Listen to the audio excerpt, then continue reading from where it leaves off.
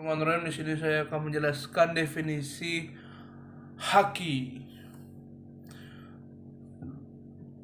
Intellectual property rights atau yang biasa disebut dengan hak atas kekayaan intelektual merupakan suatu hal yang berhubungan dengan adanya konsep hak, kekayaan, dan hasil dari akal budi seorang manusia. Haki adalah suatu hak yang muncul dikarenakan oleh suatu hasil dari olah pikir otak dengan menciptakan suatu produk atau proses yang biasa digunakan oleh manusia.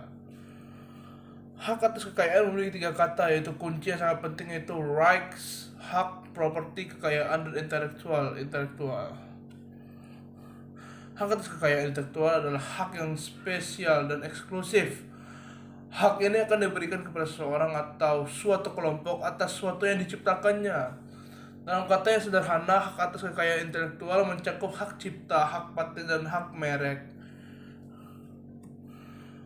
Hak terhadap kekayaan industri, yang pertama hak paten, yang kedua merek, trademark, yang ketiga rancangan, industrial design, yang keempat rahasia dagang, trade secret, yang kelima hak cipta, yang terakhir perlindungan varietas tanaman, plant variety protection.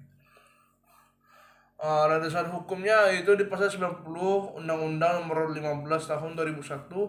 Seseorang yang dengan sengaja dan tidak memiliki hak tetapi menggunakan merek orang lain untuk barang atau jasa yang diproduksi dan diperdagangkan akan menerima hukuman penjara minimal 5 tahun dan denda maksimal 1 miliar rupiah. Undang-Undang Nomor 19 Tahun 2002 tentang hak cipta.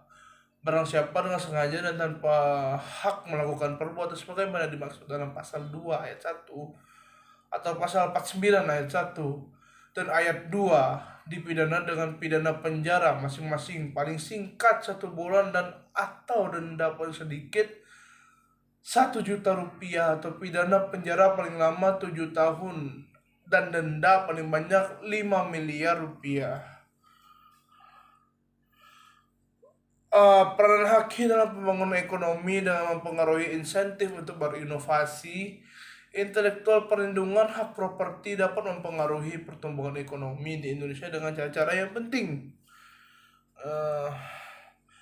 Pendaftaran hak cipta memiliki keuntungan sebagai berikut. Yang pertama, registrasi membuat catatan publik dan bukti kepemilikan yang sah. Yang kedua, mengizinkan pembuat karya seni orisinal untuk melindungi dan memonetisasi hak mereka. Ini dapat dilakukan dengan membuat salinan, menjual, menerbitkan, menyiarkan, membuat karya turunan, dan lain-lain. Yang ketiga, seiring dengan itu memungkinkan pemegang hak cipta untuk menegakkan hak moralnya atas cipta-cipta. Yang keempat, pencipta memiliki hak untuk melakukan kontrol atas penggunaan bahan sastra dan artistik mereka. Mungkin cukup sekian, wabillahi taufiq walhidayah. Wassalamualaikum warahmatullahi wabarakatuh.